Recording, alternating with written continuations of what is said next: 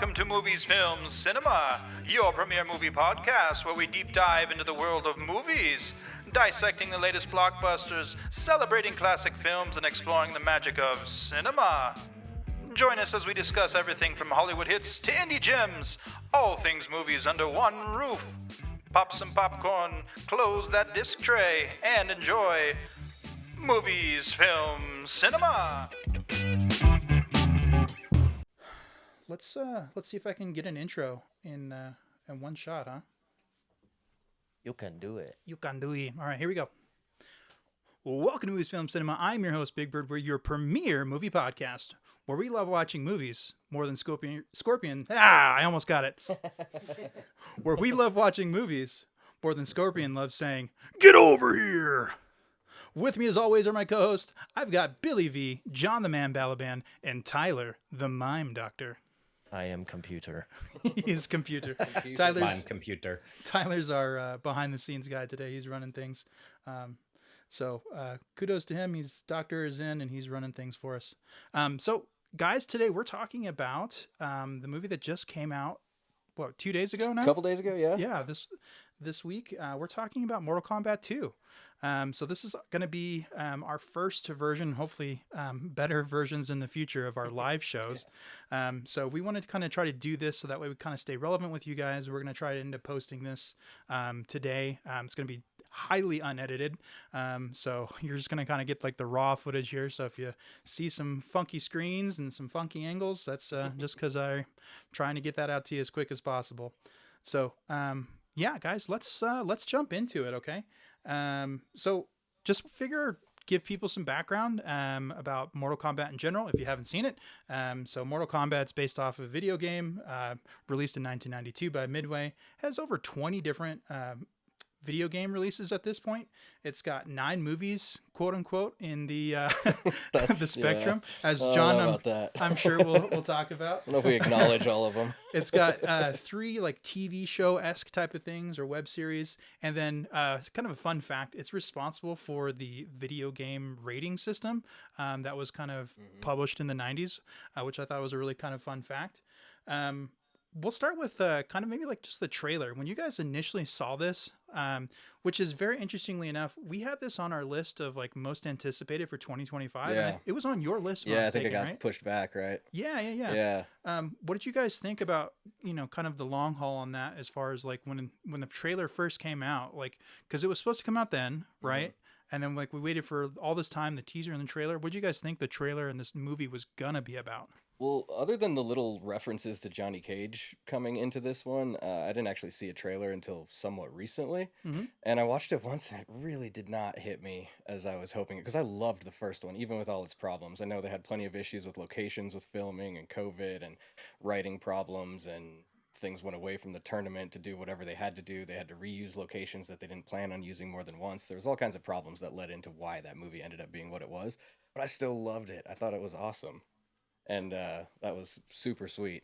And especially like the fighting, they handled really well. The characters got great treatment. Even the ones that kind of got killed right away or whatever, they all still were treated very well, I thought. And then I finally saw this trailer. I was super pumped for it and everything, and it just didn't hit me. Nothing about it. Some of the locations looked like it was kind of cool that they were referencing actual video game locations, but it almost seemed kind of half-assed. Like the CGI wasn't where I would have wanted it to be and everything. And so I was like, oh, great. We're going to have another Mortal Kombat Annihilation situation going on here. Yeah. But I heard better reviews as we got closer to it, so I got a little more excited to see it again. And then we'll see what I thought of it. Yeah, that's fair.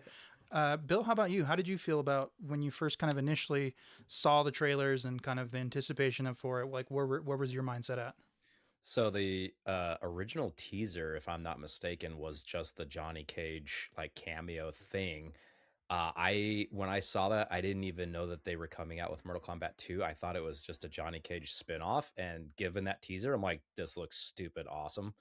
And then I don't even remember the time in which they released the official first trailer or whatever, and then it marked that it was the Mortal Kombat 2, and I was just like, nah, whatever. Like, so my initial thought was they were just gonna do a Johnny Cage, which I would have been like on board for all the campiness, but then it's Mortal Kombat 2, and yeah, The first one was I watched it. I enjoyed it for what it was. It's not very memorable, but like everyone else's critique, if it wasn't for Kano and his quippiness, the movie would have sucked.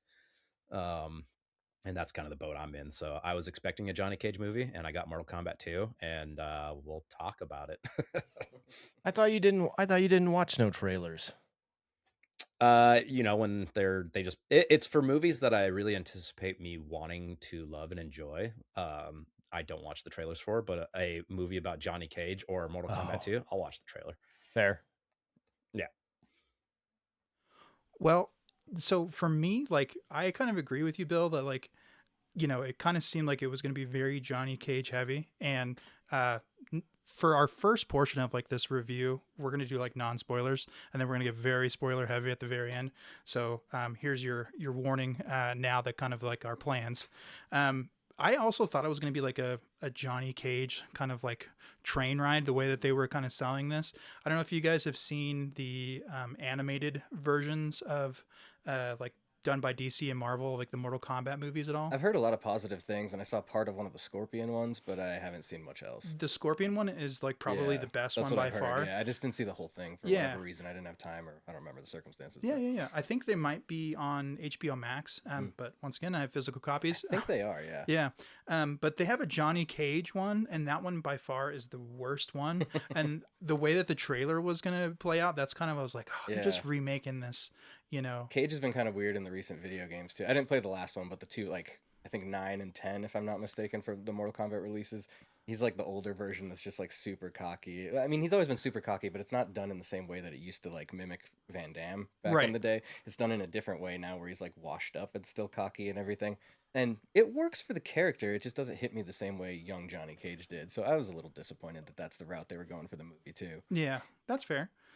How did you guys feel that this movie connected with the last movie, as far as like leaving off and kind of blending in together as being like an actual sequel? I'll start with you, Bill. How did you feel about that? I didn't do my research and rewatch it, so I don't really remember a lot of the first one. However, one of my biggest issue, and this isn't a spoiler, is the amount of exposition dump at the beginning of the movie. And what are you signaling there, Brandon? We got 4 people looking at us. I'm just cool. excited. Amazing. Well, hopefully Shirley figured it out. It's just loved ones. I just went over to the chat to say, I was like, oh, I should look and see if there's anyone there. Yeah.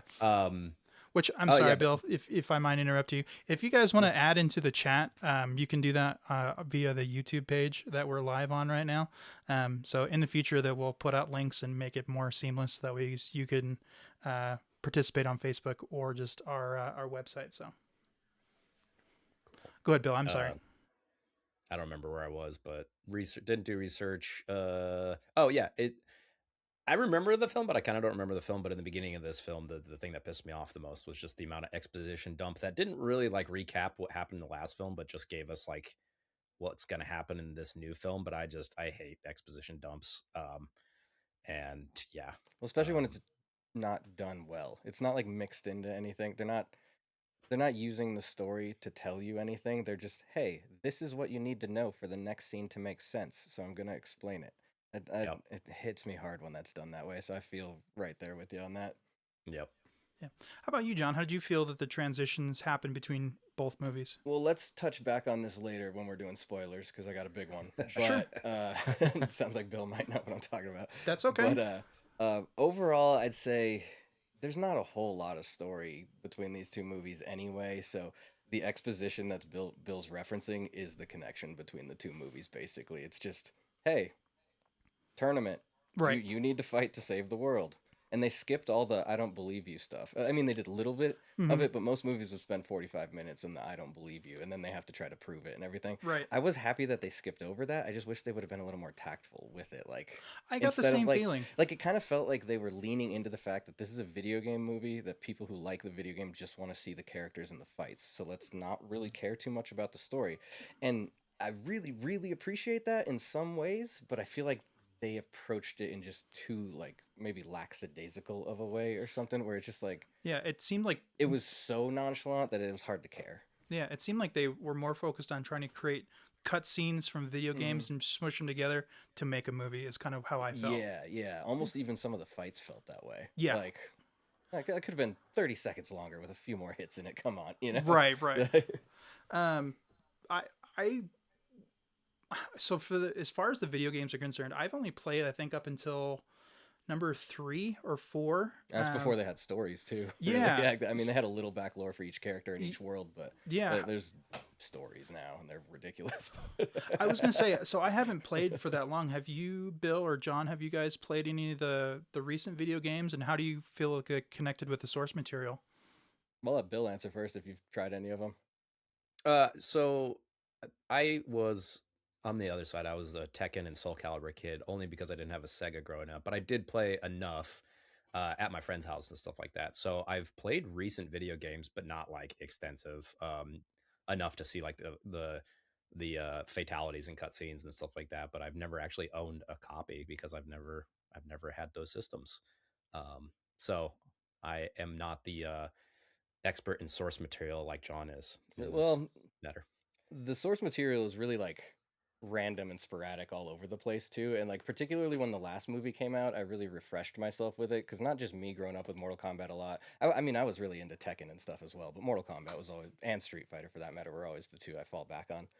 But with the stories, they've gotten like so convoluted and weird that like things start not making sense at all, of like who's dead, who's alive, who's been brought back as a zombie, which worlds have been taken over and which worlds have been destroyed, and all this stuff.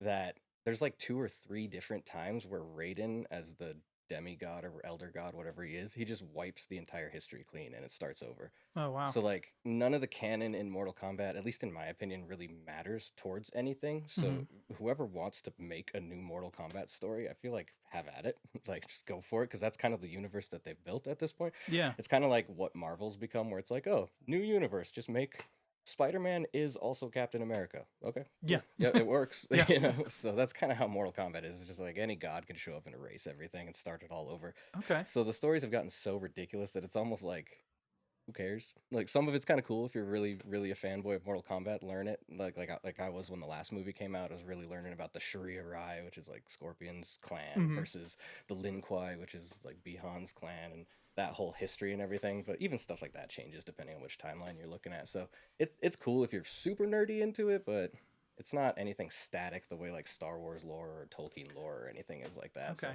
So it's hard to follow and hard to care about sometimes, but it is sometimes interesting. That's good to know. Okay. You were talking about the Scorpion clan and the Sub-Zero clan. I'd say that's one of the most like sturdy through lines that all of the different versions, at least that I've heard, has, is those two always hate each other. The clans have always hated each other. Right. It's kind of like a China-Japan thing there. Yes, yeah. I was gonna say that Scorpion movie that we talked about, the animated one, it like goes heavy into that. So if you enjoy that that through line, I would highly recommend. And many that of the through lines are actually interesting if you do decide to. Some of them are only a few paragraphs long. Some of them are books long or movies long or whatever. But they're all cool. It's just hard to keep track. Yeah, that's fair. And it's hard to remember. Like I said, I studied a lot of it when the last movie came out because I just got really hyped on it. And already by now, I've forgotten most of it again. Yeah, that's fair. Yeah.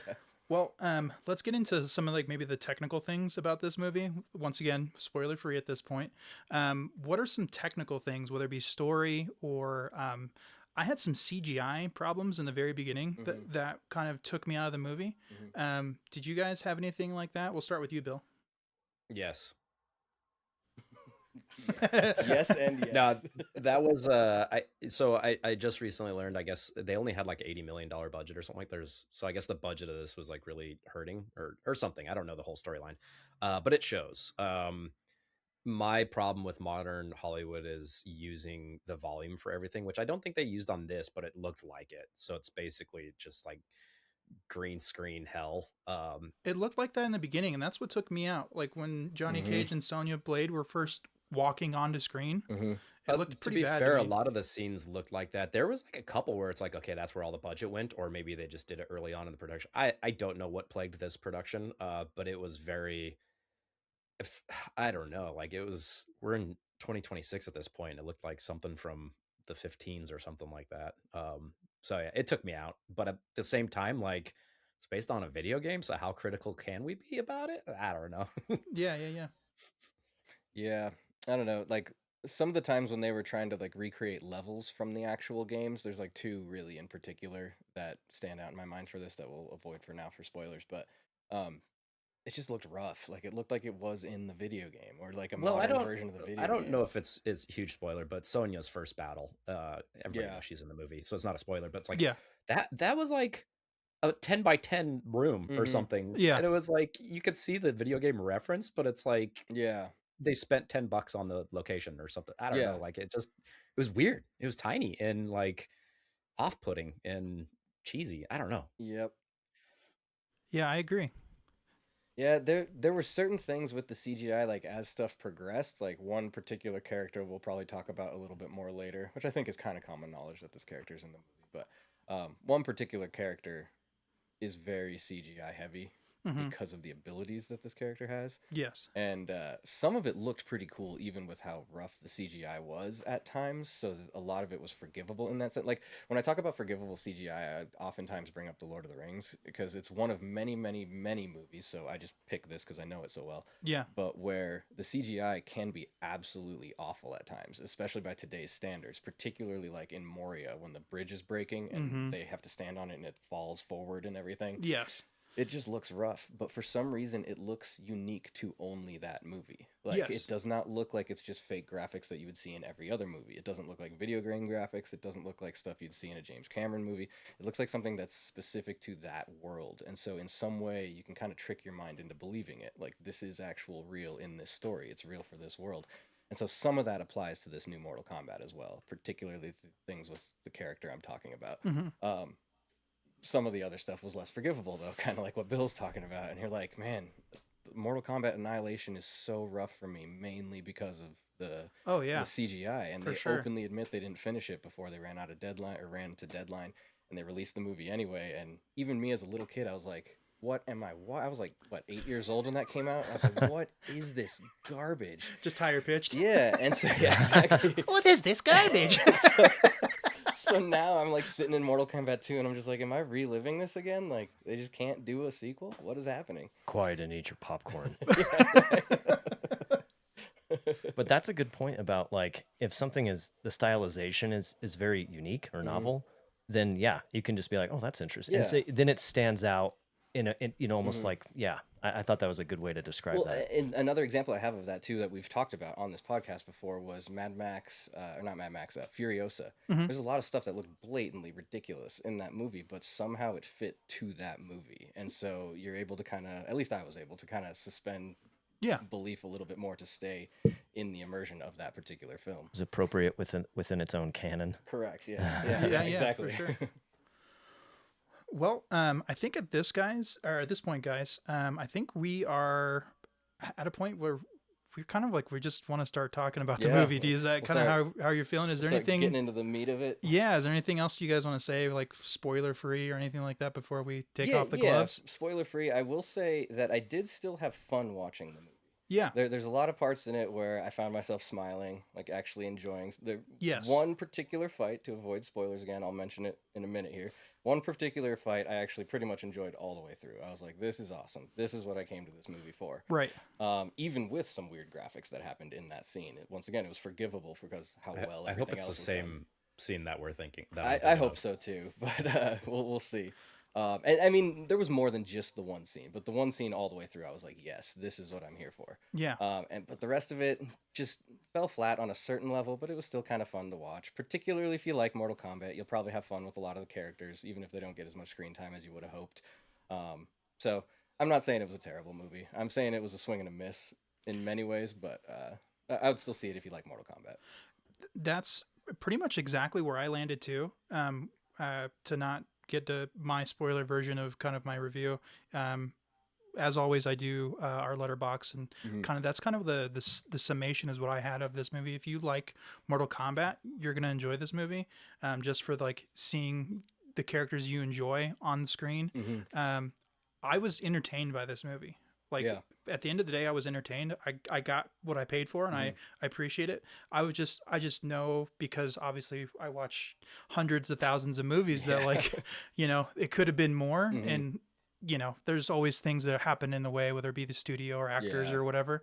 It's just like, man, it could have been, you know, and that's where the disappointment I think comes from me, is like the could have been. Just to piggyback off that real quick, is that's a little bit how I felt about the movie Normal, but with an opposite outcome. Yes, yeah, Because yeah, with yeah. Normal, when I finished it, I was like, man, if that movie would have taken itself a little bit more seriously, it could have been great. Yes. But I'm almost glad that it didn't, because Yeah. it was so much fun for what it was. Yeah. This Mortal Kombat, maybe I wish it would have taken itself a little more seriously, at least on the serious level of the first one, because the first one wasn't quite as goofy as this. Kano was, but the rest of it Right. wasn't, you know. Yes. But yeah, other than that. I think that's my take on it, is it not necessarily need to be taken more seriously. I think they were in this weird teeter-totter realm of full campy, ridiculous video game movie and serious, and they just needed to lean one way or the other. Yeah, and I would have been fine if they leaned one way or the other. It's just they were fighting between this is realistic, but also we're in Mortal Kombat world. And I think they needed to just lean on one side or the other. Yep, I'm with you there. All right, guys. I think this is it. I think Yeah. we can say cut it. This is where we're done with our If spoiler-free you don't review. want spoilers, log off now. Yep. So I think we should finish this Finish him. and do our spoiler version Sounds good. of this review. I have right here. So I think just blatantly at this point in time, what was your favorite scene? What was your least favorite scene? Bill, we'll start with you. John, I hope it's the same one, but it was the big fight between Liu Kang and Kung Lao. Absolutely. Okay. It was phenomenal. It was awesome. If that was the whole movie, like not just that scene, but if that's the fight scenes that if they had the same energy and production throughout, even though that scene was very, like, I was complaining about green screen hell throughout the whole entire movie, even though that scene was very green screen hell, it was in the world of Mortal Kombat, and it looked like a level. Well, and their costumes contrasted with the background really nicely as well, the way the video game does. Yes. So that scene, it worked better than it did in other scenes. The pacing was great. The fight choreography was amazing. The chemistry between the two actors is phenomenal. They've talked about wanting to do a Shaolin Monk spinoff of just those two. Ooh, that'd be cool. Ludi Lin and I can't remember the guy's name that plays Kung Lao. But yeah, Ludi Lin got big for this movie too. He was ripped in the first one, but he got like muscle mass. Yeah, he got on this buff. one. Man. I will say the thing that was weird about it for me, though, and I'm pretty sure this is what they did, is it did seem like some of the hand movements were CGI replacements because they have the cutoff vests. They're easy to just replace hands. So there was, as far as stunts and fight choreography concerned, there was like some weird off-putting movements, like either like the timing was weird or whatever the heck it is. But that being said, I was just being nitpicky at that point because that was like what, halfway through the movie. Yeah. And in my opinion, that was the tipping point in which things started to get really good, because the whole beginning of the movie was exposition dump and the choreography was not good. Yeah, that's one of the biggest letdowns for me too, is the choreography. That scene did better with it, but it did, and then it just kept picking up after that. But that was like the highlight for me. Yeah, like that scene was it was amazing. I think they need more actual martial artists in these movies. Like Carl Urban as Cage was a weird choice. Like it just, every time he moved, it looked slow compared to someone like Ludi Lin or like Joe Taslim or Hiroyuki Sanada. Like any of those dudes who are legit martial artists, they were more fun to watch on screen in a movie like this. So that took me out. Go figure. That's how it was done in the 90s. You got real martial artists to do the action. Except for Sonya. They just gave her an easy fight. Well, it's funny you bring up Johnny Cage and his fighting, like, so Carl Urban doing that, because that was actually my least favorite part of this movie, was his contribution to this film. I really enjoy Carl Urban. I think he's an amazing actor. Yeah. I just don't think he was the right casting choice for this. Agreed. I think it's like a Batman and Bruce Wayne situation. I think he's a really good Bruce Wayne. I just don't think he's a really good Batman, because he's got the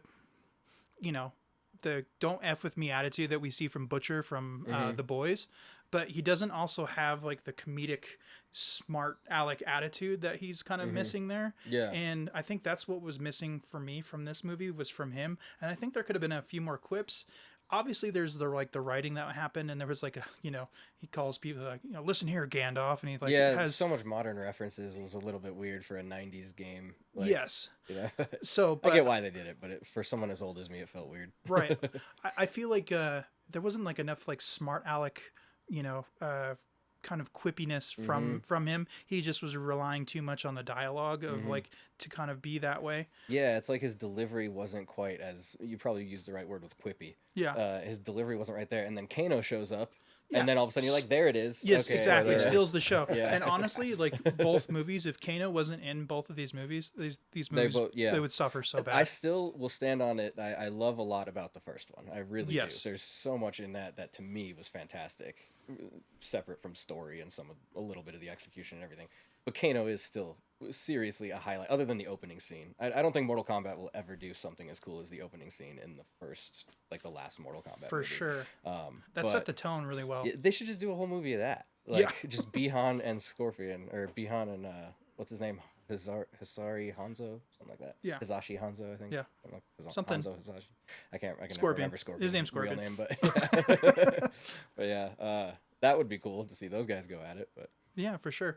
The other thing that one of the fight, like, okay, if we're gonna talk about like favorite fights, I don't think it was like the biggest fight, but I also really enjoyed it. I thought they did really well too. Was the fight between Shao Kahn and, is his name Cole? Cole Young. Yeah. I thought that fight went really well. That was, to me, that was one of the more exciting fights.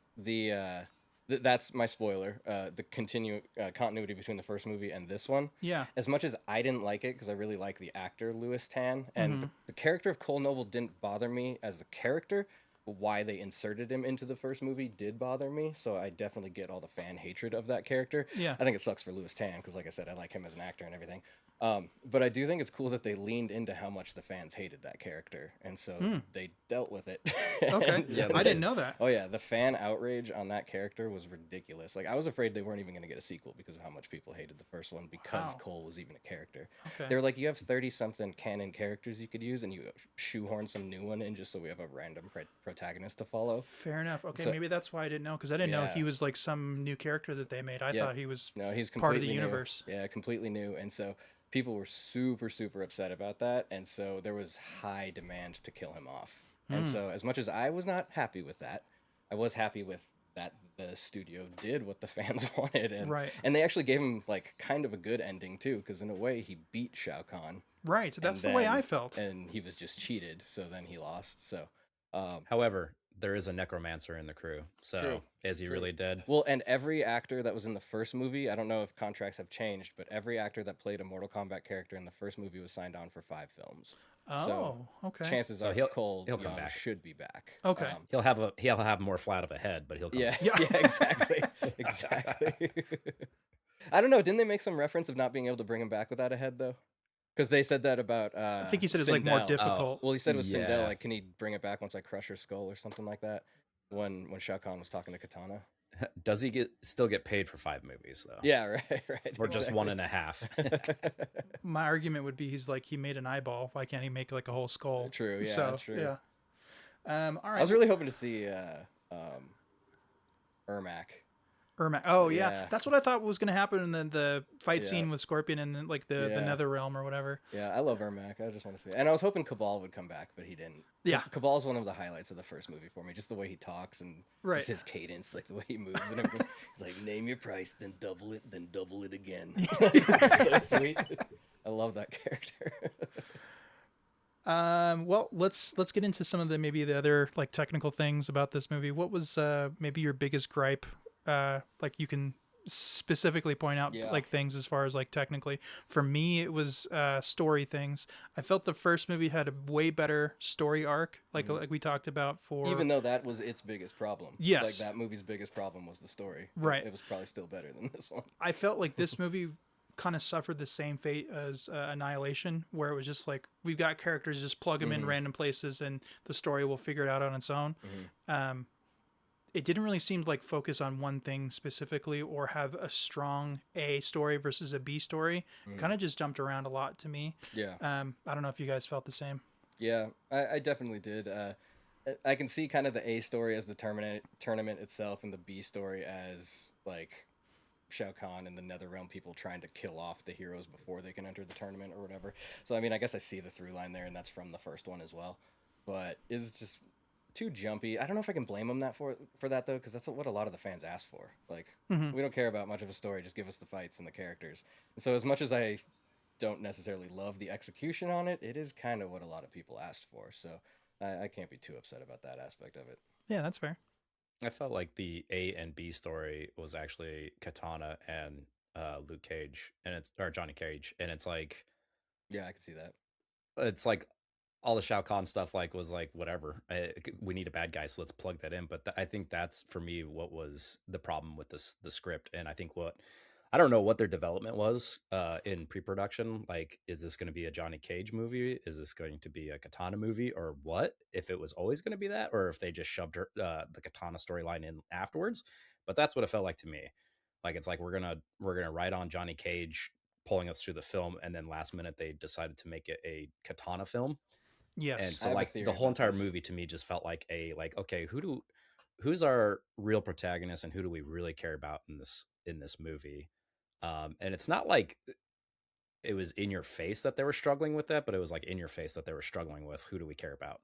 Yeah. Like that, and that was my problem is the introduction of Katana. Like the beginning introduction of young Katana and all that, it was whatever. It was campy, it was cheesy, but the fight was decent. And then when she got older and we go to the whole like woods training ground and like the cheesy fight and the dialogue and the exposition, Yeah. it's like it just felt shoehorned in that we're now caring about Katana. Well, and what's the deal with those two actresses too? Like Katana was some of the worst acting I've seen on screen in a long time. She got Like, I would say important the whole entire character. movie got good after like towards the middle, towards the end, but like the beginning half was just nothing was good. The choreography, the acting, all of it was just like clunky. And I think that was not necessarily one individual. I think it was just the filmmaking and development in general.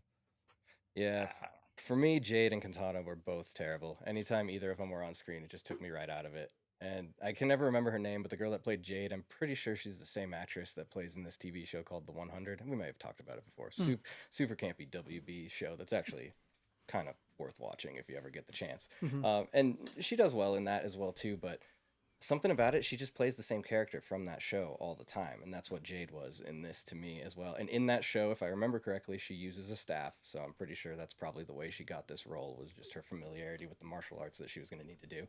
Okay. And it just, so many parts of this movie just put me back into like made for TV sci-fi channel, and I could see that. those two actors were both two huge parts of it. And the whole like the set that was like the dark village or whatever where Johnny Cage has his first fight, and then like it's Katana's main area. Katana and Khan have their fight at the end in the same place. That whole set just looked so like stage production. Yeah, it looked like a stage production. There's no other people or signs of life anywhere. Like it looks like it's just, hey, here's a place to fight, which is very Mortal Kombat, but it wasn't done as well. Right. I don't know. It just took me out of it. The other ones looked like CGI, like to look like the level from the video game, almost even 2D, particularly on like the acid bath fight level, where like it almost looked like when you're looking at it, it's 2D when Cole walks in from the side. Like there was things I didn't like about it, but there was also things that you can tell I kind of appreciated how they did it.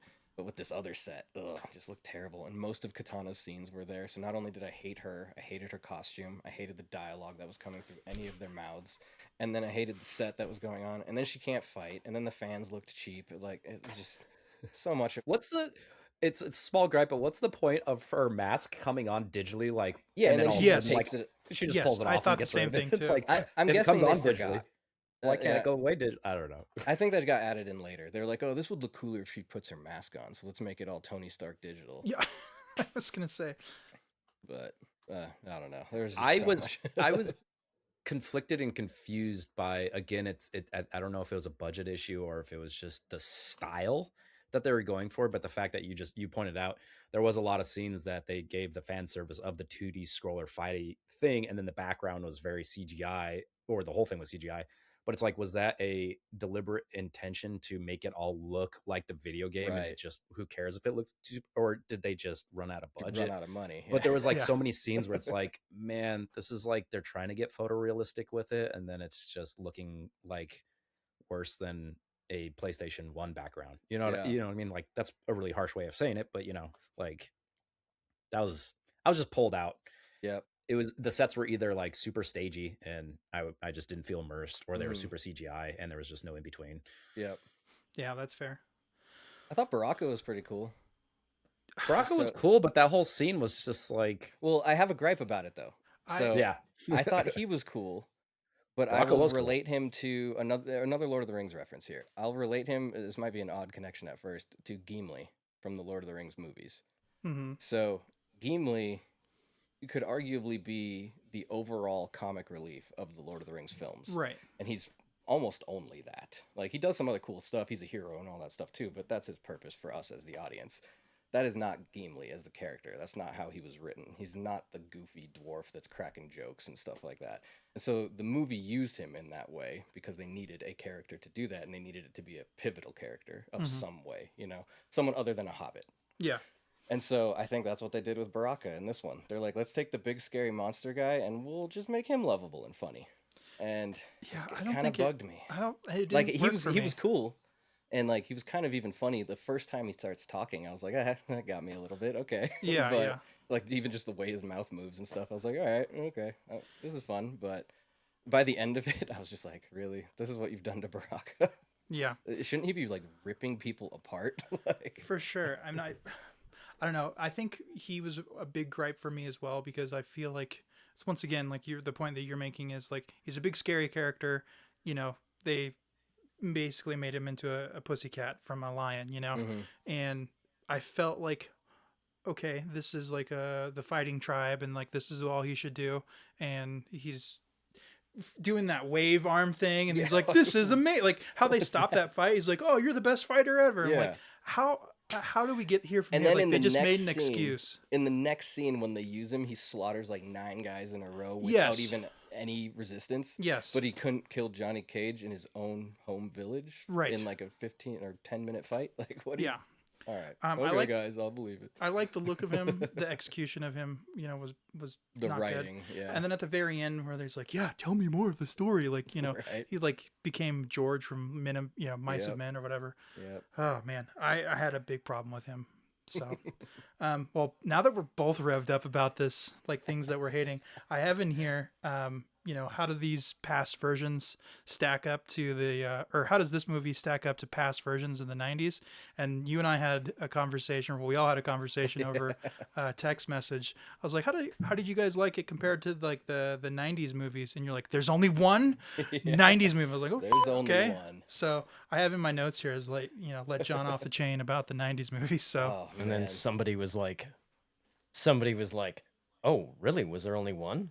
Which was that's what I thought too. I was like, wait a second. There's well, only that one. that was me. Yeah. Because I don't think I even knew that there was another one, and you guys talked about it. I'm like, oh. You're living your life the right way, man. Yeah. See, and then they said that, and I was like, okay, No, Annihilation it should have been called Abomination.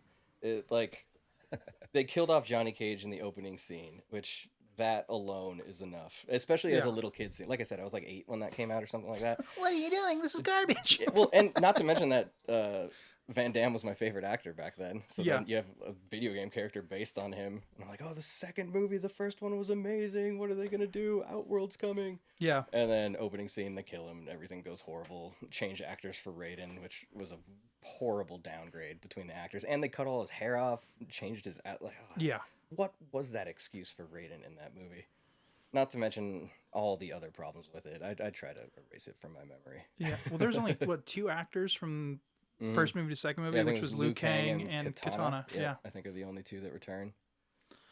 But it was just all That was- a mess. That was something I was really scared about this movie, was Yeah. that was going to be another thing. It's because it's been so long between the 2 movies. It's been 5 years. And I was like, oh, man, I hope they keep at least some of the Yeah. same characters. Yeah. Yeah, I was surprised. At first when I saw Ludi Lin, I knew he was in it, but I didn't recognize him because he had gotten so big. I was like, what the hell happened? That dude like doubled in size. Yeah, for sure.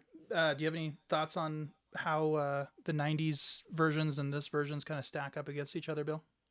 I don't even remember. Well, I will say the 95 version, the first Mortal Kombat, Yeah. that is still the best Mortal Kombat on film. Now, as much as I love the remake, the one from 5 years ago or whatever, Yeah. as much as I do love that one, and I think the fighting in it is better and the brutality in it is better than the 95 movie, even some of the acting in it, but from a filmmaking standpoint, many things are better than the 95 movie Yeah. on their own. But as a whole movie, the 95 Mortal Kombat is still the best Mortal Kombat in my opinion. I think I'd agree with that if you were taking the live action versions. Once Oh again, yeah, live action is all I'm talking about. Yeah. I was going to say the animated versions. Yeah. I would even argue if you kind of put a few of those together, that they're better. Sure. I used to have this old like super early CGI VHS tape of Mortal Kombat. It looked like video game like balls for their arms, like stuff like Yeah. that. And it had like a fight between, I think, the ancient Kung Lao and Goro, where Goro, or one of Goro's ancestors, where Goro kills him, and then a fight between Scorpion and Sub-Zero. And it was supposed to be the first fight between Scorpion and Sub-Zero, where Sub-Zero kills Scorpion. And that was awesome as a little kid. The graphics were horrible. The fighting wasn't even that good, but I was pumped on it. I would argue that is better than Annihilation even. I think through my research, I think that's the prequel to the first live action movie. Oh, really? So that I think it is about. actually. Yeah, I'm pretty sure it is.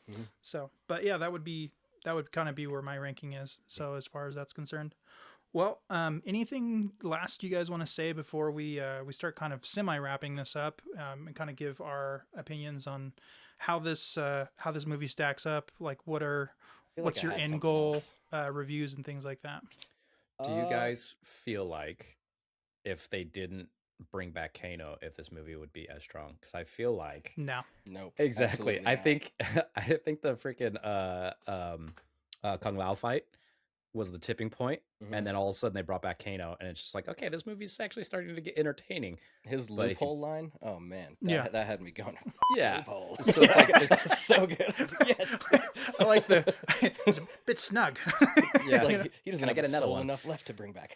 Check that out. It's so good. But I strongly think that if that fight didn't happen, and then if they didn't break, it's the same issue with the first movie. If it wasn't for Kano, like the first movie would just not be entertaining.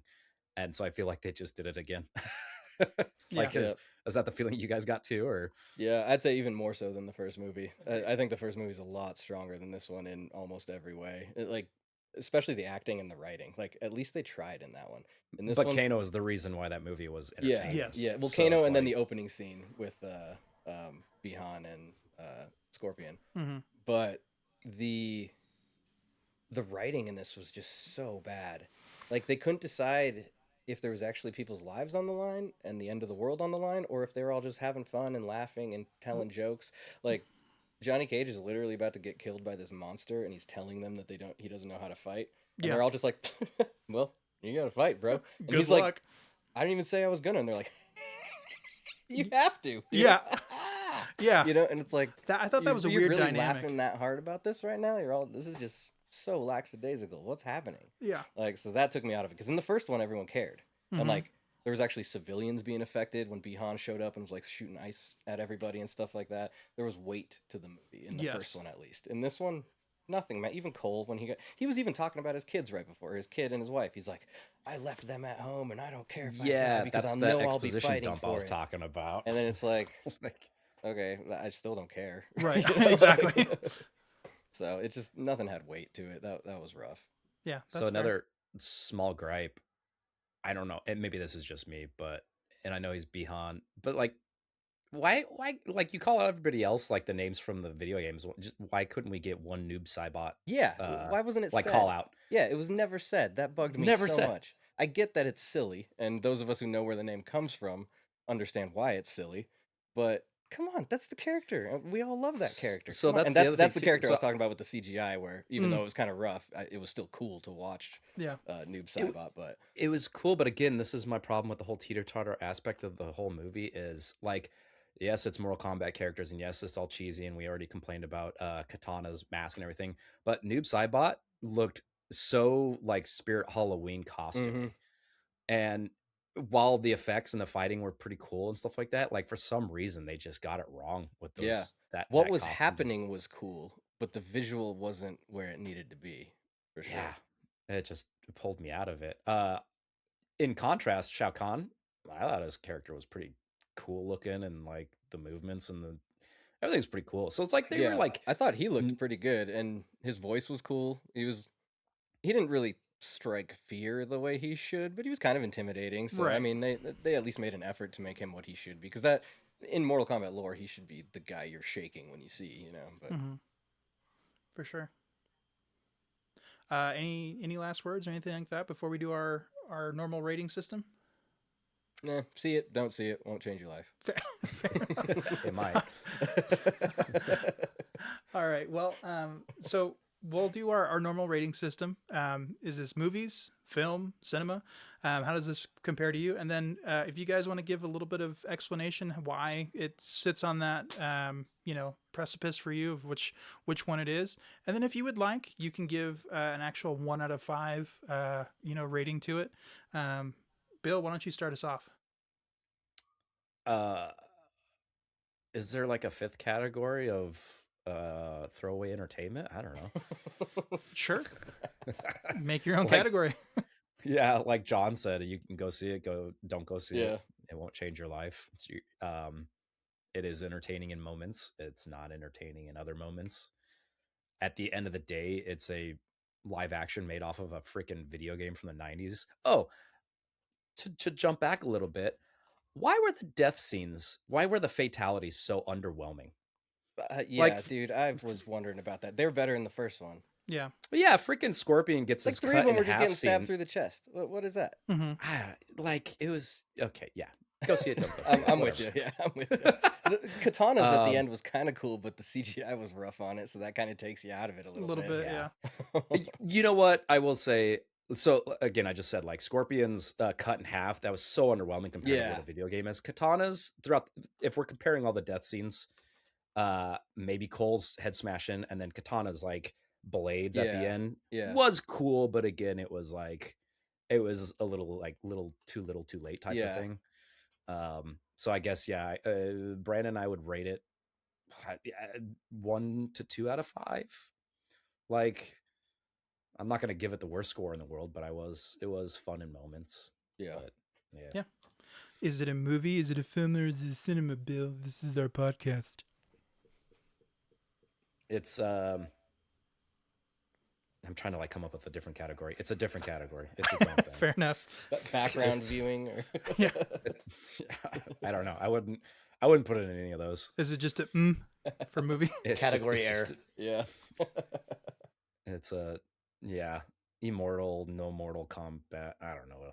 It's whatever. Fair enough. How about for you, John? I'll say it's a movie. I'll give it that. It was a movie. Okay. Yeah. Fair enough. But I was there. Like I said, I didn't fully hate it. There's like, I was to look at it philosophically. There's things I hate about it, but Yeah. overall, I mean, it was fine. I might go see it again with Shirley because she still wants to see it. I kind of told her that it was underwhelming and everything. I didn't tell her it was like, it's horrible, it ruins these characters or anything like that. So she's like, all right, I mean, I still like the first one. I'll check it out. So we might still go see it again, and I'm not upset about that. So Yeah. it's nothing like that. But yeah, I'd say it's a movie. I'll probably give it 2 out of 5 as well. That the Liu Kang Kung Lao fight scene, I think I have to give it at least a 2 for that. It was, even with its problems, it looked so cool. And there was a direct Raid reference in it, and you guys know how much I love the Raid. Yes. Have you watched the Raid yet? Not yet. No, Oh, it's God. on my list too. So you remember how Brandon, get on it. I know. Have you've seen it? Yeah. Oh yeah. Yeah. So do you know what I'm talking about when Kung Lao's little finisher move on Liu Kang and how Liu Kang flips it on him? Mhm. That's exactly out of the Raid. I actually that because that fight scene was so good, that actually like, oh, how's he going to get out of this one? I like, for some reason I just Yeah. didn't connect the two. Like that's how he Sure. was going to finish it. I'm like, Do you that's remember so that in the fuck- Raid when he does it on the broken door? And Yes. takes it down on the guy's neck. Oh, it's more brutal in the Raid for sure, even though there's less blood. But that made me. Anytime I see a reference of little details from things I love in other movies like that, even if it isn't meant to be a reference, I take it as one, and that type of stuff goes a long way with me. So I loved that. Yeah. Well, for me, I might be a little bit more forgiving than you guys. I kind of took it solidly as I'm entertained. So I gave it a 3 out of 5.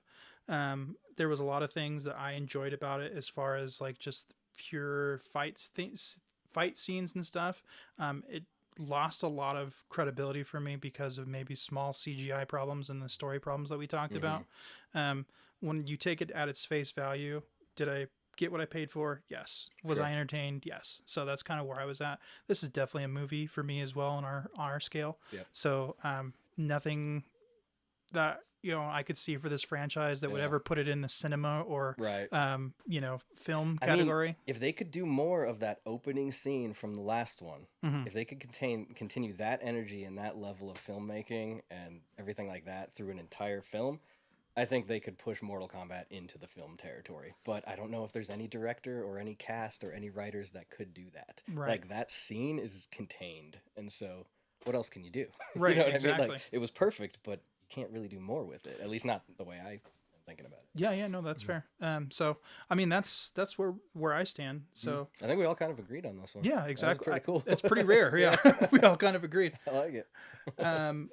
Right before we finish up everything, I'm just going to do a quick peek at our chat to see if anybody had any questions or anything like that, or any comments. I did want to give a shout out to our friend Justin, who chimed in a few times.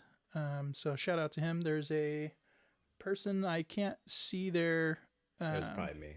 their chiming in with him. name. Looks like Guero 303. But yeah, shout out to them as well. Thank you for participating and kind of being in there. In the future, we'll kind of get hopefully some more people and some more Q&A stuff going on. We'll get the hang of it. Yeah, we'll get the hang of it. A lot of that's our fault. We started a little bit late, so that's on me for not setting it up properly. But for those of you who did join us and who were part of our live chat and some other things, so thank you for showing up. We're going to end it kind of how we always do, guys. I'm just going to give some recommendations. Hey, if you like this movie, here's some movies that are very similar, and then we'll end with what have you been watching, what have you been reading, that type of thing. So if you are a fan of like the video game movie genre, the thing I would maybe recommend is the original 90s Mortal Kombats. We had talked about them extensively already. The animated versions are really good as well. If you are really enjoying kind of, once again, like some gritty video game movie stuff, the Resident Evils, depending which versions you watch, are okay. Loosely based on the video games. Loosely based, yeah. If we're talking about the Mila Jovovich ones, I'd say only the first one really has anything to do with the video games. Yeah. The others have maybe characters and ideas, but they're very liberal. It has an itch to scratch there. Yeah. The 90s Double Dragon, I don't know if you guys have ever seen that. That's also based In on the a video 90s, game. I don't know how I'd feel about it now. Yeah, Thinking back on some of those scenes. I haven't seen It's it probably since cool then. though. It's probably Yeah. cool. It's I'm sure lovable in ways. For sure, yeah. The last one I have is just Hitman Agent 47, another video game based one. It's not the best movie, but like I said, it's kind of in that same genre, and really any other fighting style movies of that sort. So speaking of fighting style movies, though, I would say just because our main man Johnny Cage is in this, and this also kind of like a tournament style thing, I'd recommend Bloodsport. Yeah. Have you guys seen that movie? I know Bill has. That was my favorite movie as a kid. Yeah. Which is weird for a kid, but it was. I mean, I loved it. Yeah, it's great. Like Kumite. like we said before, Jean-Claude Van Damme is The basis for Johnny Cage. And they did it to spite him too. Oh, really? Yeah, because I don't know exactly what the dispute was between Van Damme and like John Tobias and Ed Boon, but there's some beef there, and so they just made a character that was him. And the original art design of Johnny Cage is in the costume of Van Damme's Bloodsport costume from his final fight scene. Good to know. Same thing with like the nut a little bit punches, of a how he wins tangent, his but fight speaking scene in of Bloodsport. Van Damme. Oh yeah. What'd you say? A little bit of a tangent, and speaking of Van Damme, I know you're a fan of his and also a fan of Predator. Do you know Oh the yeah, I connection know this there? one too. Okay. Yeah, there's lots of beef with Van Damme if you look at his history. Yeah.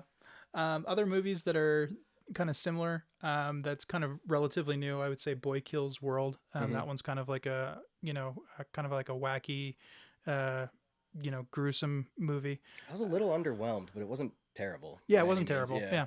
Yeah. 47 Ronin, you kind of get that ninja-esque style. Also kind of got that fantasy vibe to it. Yeah, And it's then- a good blend of fantasy and like ancient martial arts type stuff. Yeah. And then I would just say if you're looking for just purely like martial arts stuff, just something that's a little bit more family friendly is like anything in the Karate Kid franchise, kind of itch that scratch for Jackie you. Chan type stuff. Yep, Except for the exactly. I mean, last one. he can get pretty violent as well, but a lot of his stuff is fairly family friendly. Exactly. Well, let's end this thing, guys. We're going to end it with what are you watching? What have you been reading? I'm going to start actually with our man who's off camera. We're going to start with Tyler. And what have you been watching? What have you been reading? So you guys mentioned the Raid, and I just watched that with a friend of mine maybe like a month and a half ago. That Nice. was pretty fun. Did you watch it with subtitles or did you watch the English dub?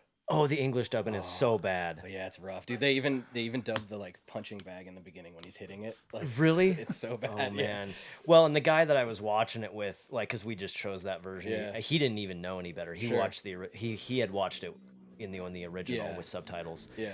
And he was like, it really changes the flavor. It's really bad. Yeah. But it's also kind of hilarious. It makes it funny. Like you're watching yeah. the most violent movie you've ever seen, and then it's kind of goofy. Yeah, You're like, all right. And then and the guys are like, "Oh, follow me." Yeah. And, So bad. and like it's Indonesian to English is such a weird translation too, because like the way their mouths move, it just doesn't Doesn't line work up, very 'cause well.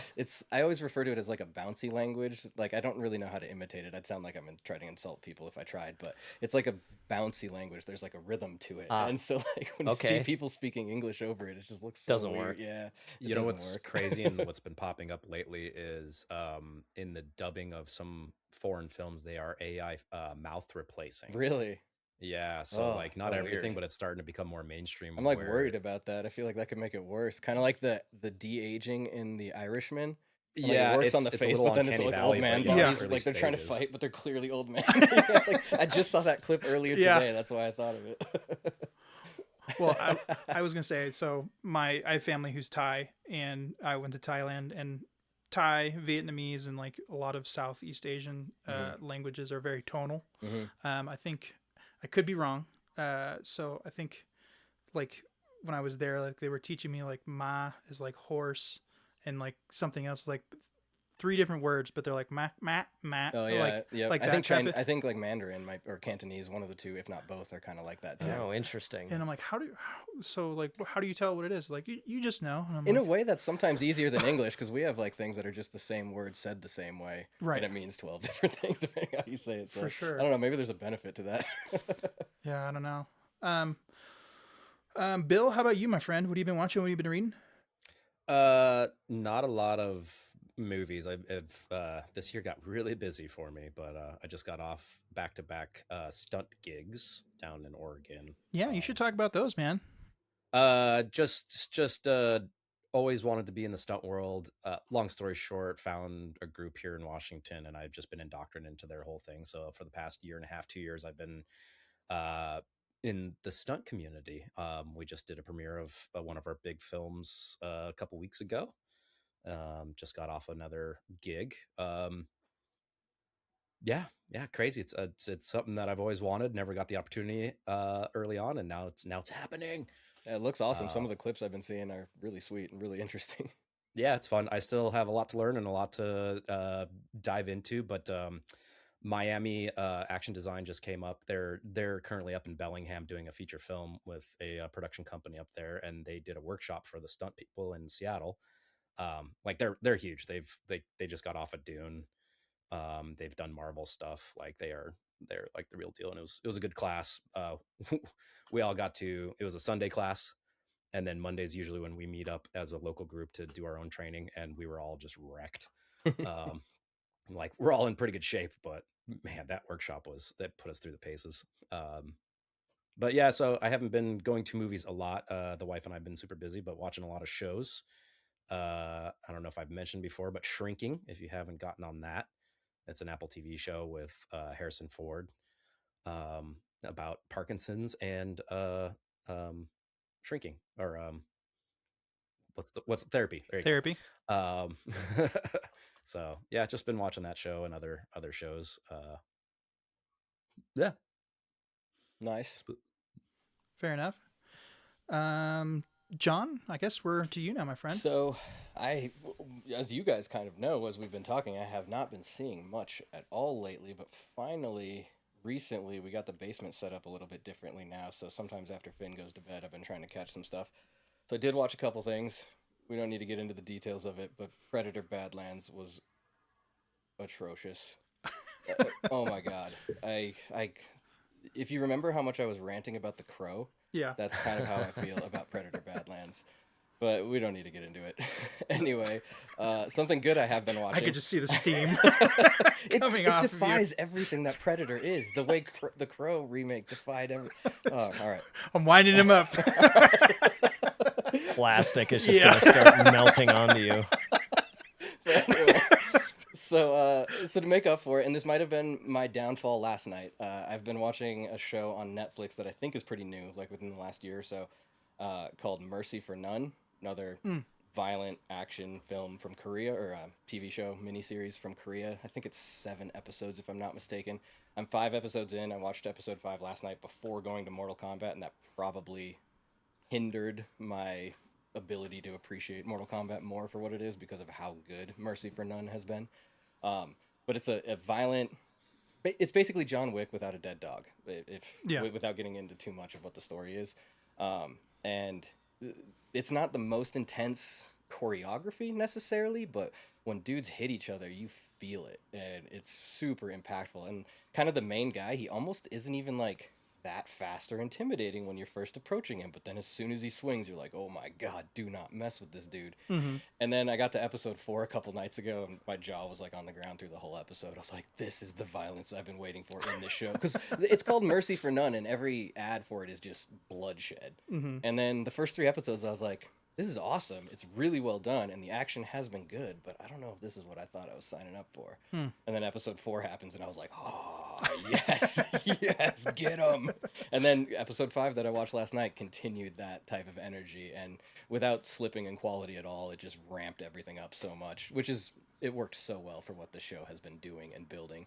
And it's that point where, like I said, it's about a 7 episode series. And I mentioned John Wick is kind of the plot. So you think, how can you do 7 episodes out of just John Wick, you know? But episodes 4 and 5 is where things get a little more complicated than what John Wick necessarily is. So the story does become its own thing, separate from just being kind of a John Wick. What's the word I'm looking for? Something that came after John Wick. Yeah, that's fair. So that's really good. I recommend that, Mercy for None on Netflix.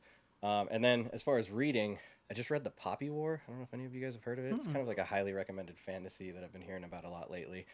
Kind of based on like a fantasy version of like historical conflict between Japan, China, and Taiwan. And there's like magic added into it and stuff like that. A lot of really positive reviews and everything like that. This book was rough. Oh my god, it's so bad. Well, that's too bad. It sounded interesting. The concept is really interesting, but the main character is horrible to deal with. She's just like, just overly confident and your typical nonsense girl boss. And then like by the end of it, oh my god, all of a sudden we found out she is the most powerful creature in the universe, and she never even needed to use the god or work with the gods. She gives them their power. It's like, what the like, and this girl, like, she goes through some rough stuff, so yeah, there's struggle, but she never learns anything, she never overcomes anything, there's no story arc. Every interesting character that comes along throughout the story either gets sent away or gets killed off. Sounds like another writer that I know that had a HBO show that failed miserably at the very end. But at least with him, in the first few books, well, at least with Martin, in the first few books, you had interesting characters, and when he killed them off, it served the story in a really profound way, particularly like Ned Stark. When he gets killed, you finally realize that his death is his first act of actually playing the Game of Thrones. He allows himself to die for other things to kind of happen, if you really read into it enough, so there's meaning behind it. But later, when he has characters like Bronn, and he's like, oh, this character got too cool, so I'm just going to send him away. And then we're never going to see him again. And that's what this author is doing, but just right from the beginning. Every cool character, it's like, dead, send away. Dead, send away. We're going to focus on this piece of shit, but dead, send away. Don't read The Poppy War. Fair enough. Well, okay then. All right. Sounds good. I won't read it. I'm reading a lot of other good things too, but this will be another 4-hour podcast if we get into that. I just want to warn people against The Poppy War. One of these days, dude, we're just going to get you. I'm going to sit across from you and I'm like, so John, what do you think about this? Just and then rev me up. 45 minutes later. Dude, I'm down for it. Let's do it. All right. Man. Well, I'll end us off then. So what I've been watching, what I've been reading, reading wise, I've been getting into the Dungeon Crawler Carl series. Okay. It's been pretty fun. It's pretty messed up in some spots. The author Matt Dinneman, I believe is how you pronounce his name, also had a book come out that's not of that same universe. It's called Operation Bounce House. Listen to the audiobook on that, and man, is it really good. Really? So if you get a chance to just even listen to the audiobook or read that, it's a quick read. Sure. So it's not anything. I just started Black Hawk Down yesterday on audiobook. okay. I need something to make up for the Poppy War. Yeah, no, that's well, fair. like I said, I'm reading good things. I just finished the first book in the Malazan series, which is called Gardens of the Moon. Mm-hmm.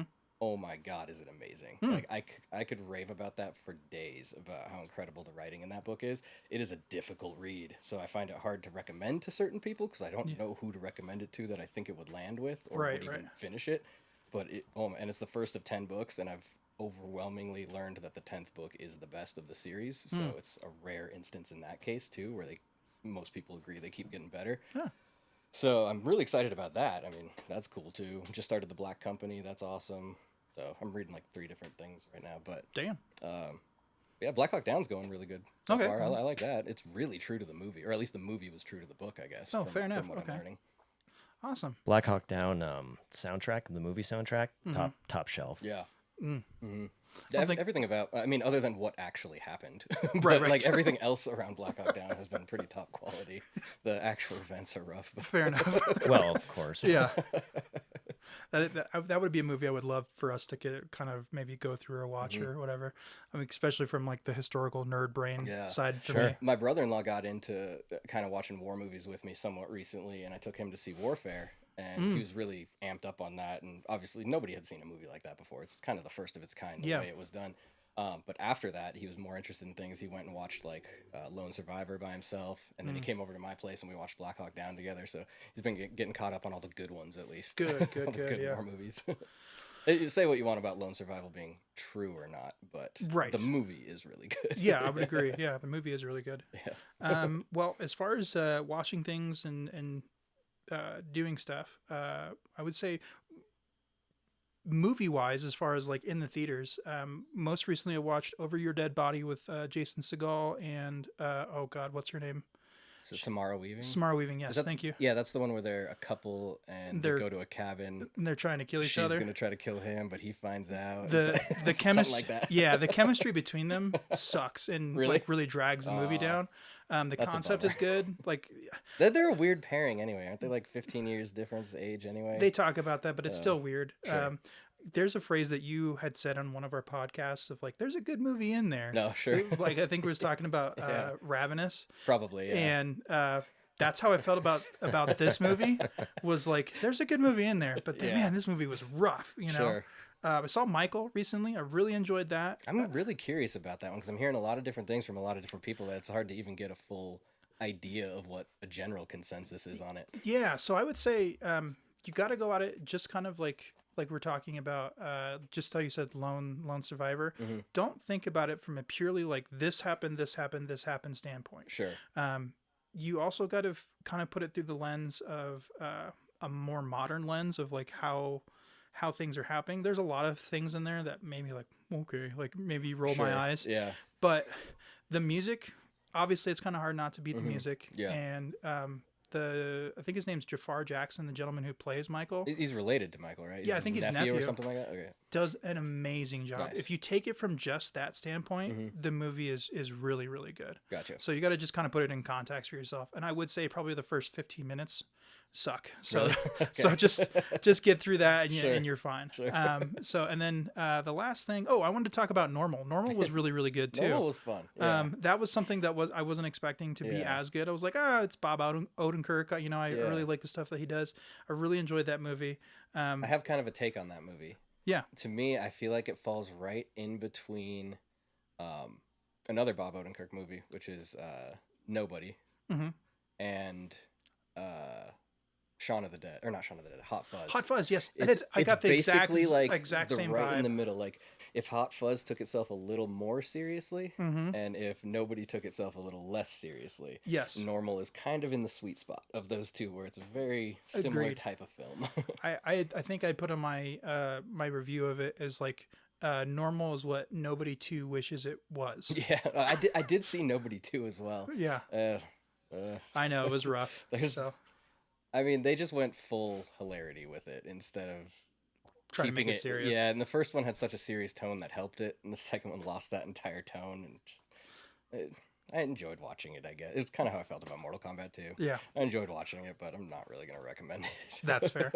Well, I'm just gonna wrap it up with just been trying to like kind of keep up on like keeping track of like movies that are coming out in theaters and like watching their stuff beforehand, just like these Mortal Kombat movies, things that I've been watching or like that. If you would like to follow kind of what I've been watching or watching for the channel, you can follow us on our Letterbox. It's at MFC Pod on Letterbox, or you can find us on all of our social medias. You can find us on our YouTube page at Movies.Film.Cinema and our YouTube page. I would highly recommend, it's going to be the same thing, but highly recommend if you're having trouble finding us, Google or on YouTube. It's really easy if you just put in hashtag MFC pod, and we're going to be the first thing that's going to pop up on all of your platforms. So that's the best way that you can find us.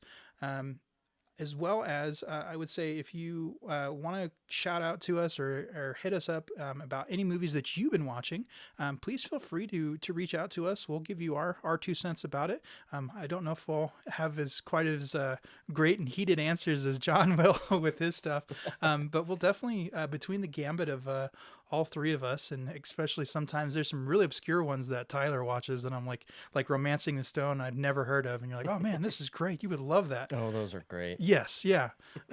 So between all four of us, I'm sure that there's something that we've, all together have watched, or one of us has watched, and we can, holler back at you. So we appreciate everybody who is here with us on our live show. We appreciate everybody who are in studio, quote unquote, with us today. We appreciate Bill, being in Seattle land, and we miss you, buddy. So Yeah, Bill, and I didn't get I to was- see Bill last time he was here because I had sickness plague going around my house. So I Well, didn't so did I, so it kind of all worked out. yeah, I Oh, was gonna that's say fine, that's Bill got us all sick too. Oh, so, really? Yeah. Oh, man. Well, I should have just came then. Yeah. I was taking care of my son, though. It wasn't me. No, it wasn't That's you. right. Yeah. That's right. Bill, I saw. I really wanted to do that one. I had so many positive things to say about Wild Wild West, man. I had like notebook pages full, dude. No, you're fine. I was like, this is the first one we've done yet that feels like such a blockbuster movie.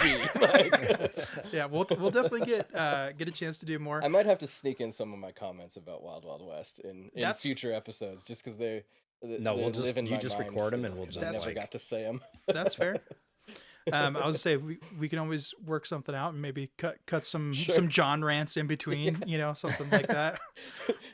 For the next 5 episodes, there'll be the 2-minute segment of what John thought of Wild Wild West. Yeah, Just what really grinds my continues. gears.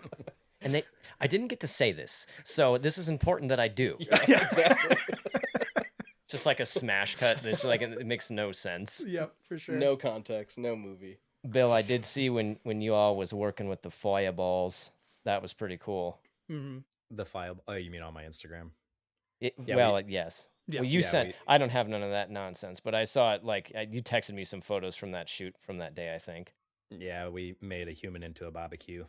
Yeah, I I'm saw that too. That was you sweet. have to kind of get trained up, like you do like an arm first, and then you do upper body, and then you do full body. So I've done the first stent. I still need to do the full body, but I'll be a human barbecue soon, hopefully. One of those videos was with you with it on your arm, right? Yeah, from like less than a year ago or something like that. That was like the first Yeah. day of training. Yeah, that's what I thought. I showed Shirley that one. She was like, "Damn, he does that," and I was like, "Yeah, it's sweet." You could have Yeah. practiced with our buddy Rob, who used to do that in high school. Yeah. There's a guy in our group. Maybe I shouldn't say anything.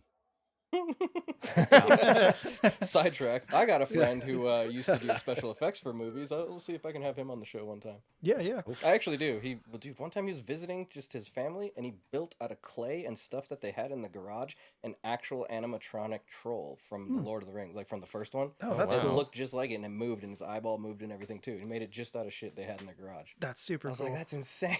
Yeah. That's He's super the dude awesome. that does all the Halloween parties I think I've told you about, where he decorates the inside of his house. Like he cut the tree down Oh. in his backyard and he mounted the tree branches inside his house and hung shit off it. Really? Yeah, he turned the inside of his house to a whole haunted house situation. He does it pretty much every year. At least he used to. I don't know if he does anymore. But That's super cool. yeah. Well, I think that's our show, guys. So, Think so. Yeah, thanks for everybody for tuning in. Thank you guys for Thank making you. time today. So, if you, once again, if you want to follow us on all our socials, look up hashtag MFC pod, and hopefully next time we'll do a better job doing this live show. This should be posted today on the channel. I'm going to also do this bad boy as an audio only version for our podcast, so you can catch us on there on Spotify and everything. And then I'll do just a really rough edit for YouTube if this isn't already posted. But yeah, thank you guys. Thanks for coming in, and as always, enjoy Movies, Film, Cinema.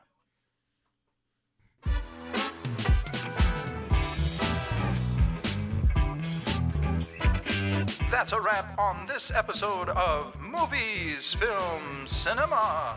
If you enjoyed today's feature presentation, like and subscribe. Share your comments and reviews down below. But until next time, keep the popcorn popping and the films rolling. See you at the movies!